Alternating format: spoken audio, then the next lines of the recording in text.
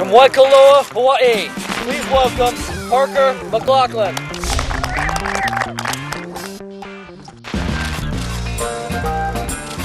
I'm all about the squirt. It's probably the most underrated soft drink of all time.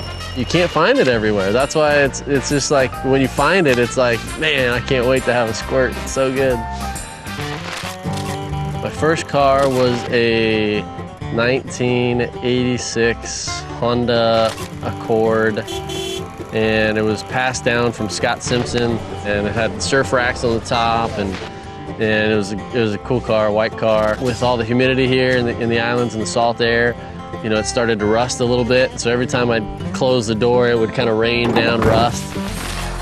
I think I was like a junior in high school, and Michael Jackson was going around the world on his big world tour, and I don't think he made any other stops in the States. It was only in Hawaii, and then he moved on to the rest of the world.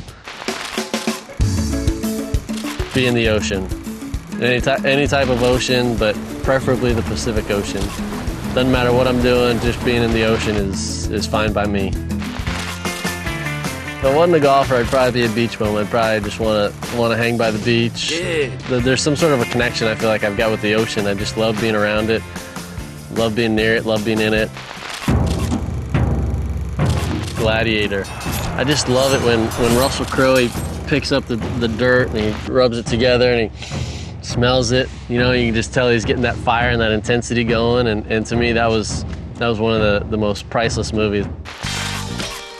I used to clean toilets at Wildlife Country Club where the Sony Open is, and that was probably the worst job I ever had, but at the same time it was the greatest job too, because it allowed me to get practice privileges at that golf course. It would be smoked ahi melt from Andy sandwiches.